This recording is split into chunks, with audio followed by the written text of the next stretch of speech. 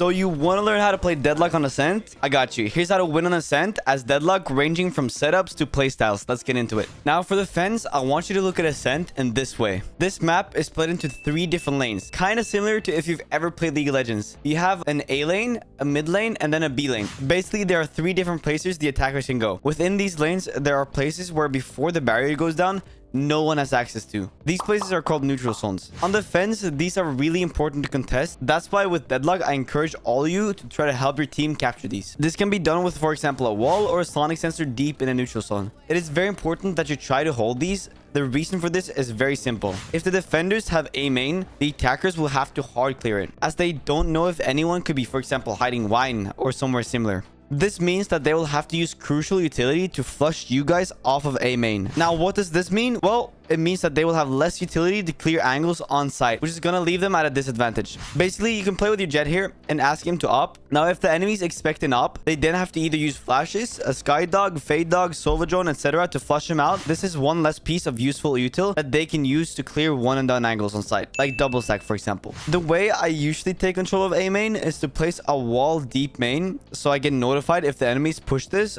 Or you can also, for example, ask for a one-way smoke by your smoker. This way, again, they will have to wait the smoke out or use utility to flush you out. Another great benefit I forgot to say is that if you take control of these neutral zones, you will have a lot more info on your hand, as you will know if the enemies are pushing towards A, or you can, for example, tell your team A main is clear so they can stack towards B or mid. Now for mid, it is much harder to take control of the neutral zone as the area is so big, so I usually recommend to not take control of it, as it's almost never worth to contest it. Now for B main, things get a little bit more fun. You have a couple of options. My favorite thing to do, which I do religiously, is to place a wall deep like this right after the barrier drops. This basically forces them to waste a lot of time deep B main, giving you a bit more time and also gives you a lot of info. It is also great if they have a KO, as you can place it before he even manages to knife B main. Alternatively, if they don't have a KO, you can place your trip deep like this. The enemies will not expect this, and then you can just peek off of the stun aggressively before falling back again after you take the fight. Now, watch out for omen flashes though, as they are very, very annoying. Now, if you can't get any control of these areas, here are some setups I use on each side. Okay, so for B side, my main setup I usually go with, and the most simplest, is this.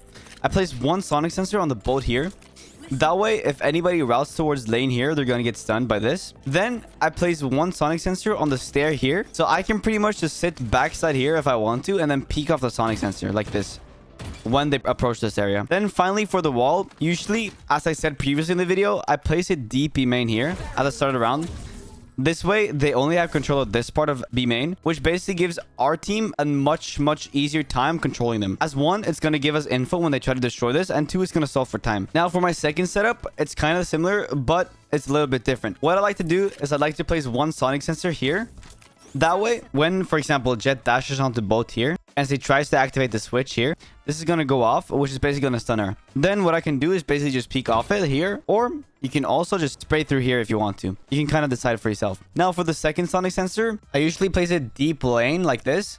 That way, when they drop off like this, they're going to make noise, which is going to activate this, right? That is when I simply sit back here and then just wait for them to drop and peek off it. They're going to get stunned. I get an easy kill. Simple. Now, finally, for the wall, you have 2 options. One, I either place it stairs like this, which basically forces them to route this way, which is where my trap is, right? So they're going to fall into that. Or 2, I simply place it here at the start of the choke point. And the cool thing about this one is you have to walk all the way here until you can finally see one of the nodes to shoot them, right? Which means that they're exposed CT, market, lane, and boathouse.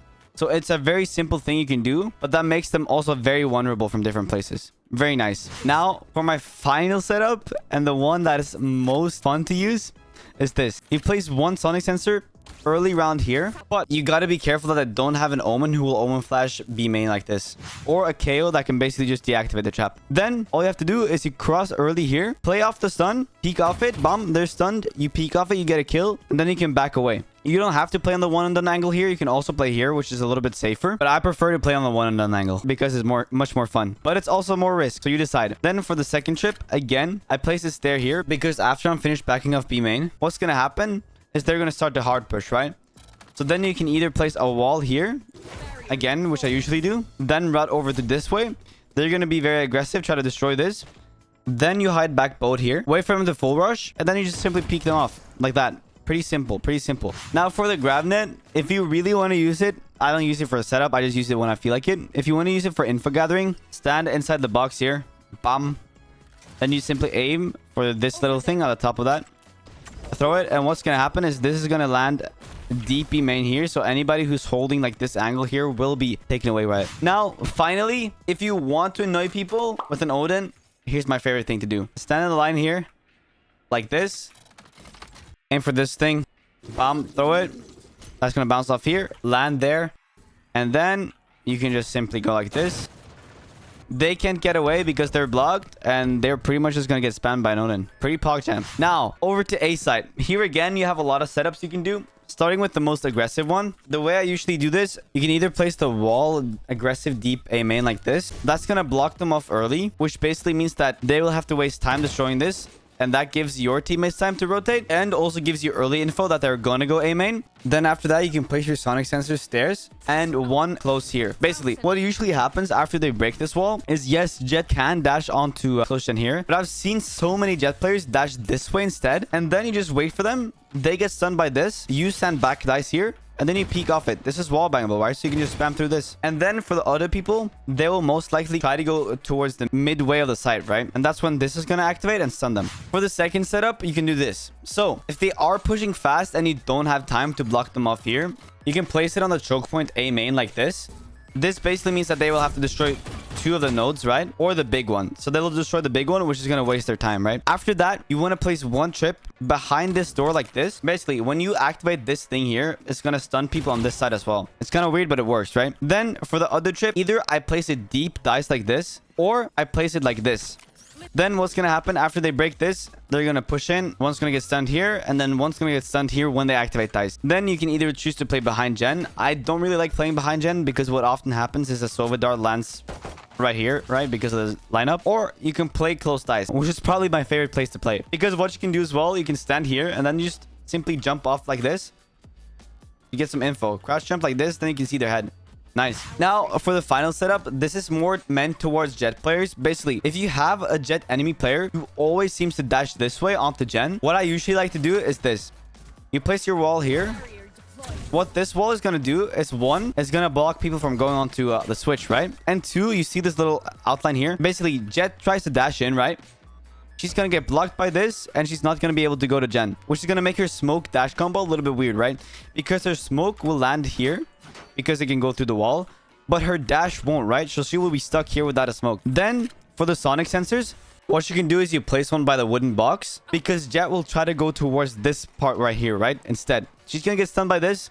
Again, you peek off dice. Bam, bam, bam, bam. You get the kill on Jet. Happy days, right? Happy days. Then for the second sonic sensor, you can either place it by double stack or by dices if you want. Again, you don't need to place it here because there's already going to be a sonic sensor here, but it's nice to fuck with the Jet a little bit. Now, if you don't want to place it there, you can also simply place it stairs again. This is my favorite chip to place. It's very simple, but it's very effective, right? Now, I have one last setup that I use very rarely, but it's very fun to do. So if you're playing catwalk instead, right when the barrier drops, you place one sonic sensor deep catwalk. Then you walk over here, place your wall on the choke point A main so that they can push behind you, right, and choke you out. Then all you have to do is play off your trip. If you hear someone push this, they're gonna get sent. You peek off it, bam bam, you get a kill, right? Then you can back off, still have your second sonic sensor, place it here, back off towards tree here, hold this angle, wait for it to activate, and peek off it, bam bam bam. That's 2 kills most likely if you don't miss. Very simple, very effective. Another thing to note as well is with Deadlock on the fence, she's very flexible, right? You can have your sonic sensors on A side here, for example, and then you can play B side if you want to with your wall. This way, you'll still be able to help support your team, but you can play on the other side if they need help instead. Because sometimes I don't really trust my teammates into holding a site because a lot of times teammates are kind of brain dead, right? So then you can simply place your wall. Happy days. You don't have to worry about your teammates on the other side. You can simply chill here and get some kills. So if you have brain dead teammates and you feel like the enemy will push the different side, just play there instead. Place your trips one side and then go the other. For mid, I don't really like to place anything. I usually just have like a chamber or something. Just hold the angle here with an up. That way, it's very simple for us to hold mid. So I don't really stress about that. But if I still have my wall for some reason late round, I simply just place it like this. so they can't really enter market or go to our spawn. This is a very simple yet effective wall. But yeah, that's pretty much all of the setups I really use for A side and the B side on the Sent. Now for attack, Deadlock is a little bit different than the traditional Sentinels that usually just hold the spike and push behind their team. The way you need to look at Deadlock on attack is that you have two different ways of playing here. You can, of course, lurk. The way I usually lurk with Deadlock is as following. If the team goes B, I try to stay close top mid / A main with a sonic sensor that is placed deep A main. This way, any unsuspecting victim will get stunned and taken out. Now, if no one is pushing A main, I usually try to slowly lurk up to mid market if I have the option to. As usually, the defenders will be very focused on defending B main, which gives you a golden opportunity to lurk up mid and take out the person defending market. Alternatively, if your team is pushing A, for example, I usually hold B main for a little bit at the start of the round before finally lurking up mid, past market, and into the spawn. However, remember that lurking is a really situational playstyle and you should never overuse it, as it is kind of high risk, high reward, if you know what I mean. Now, the second playstyle is firstly playing as a kind of an initiator for a team.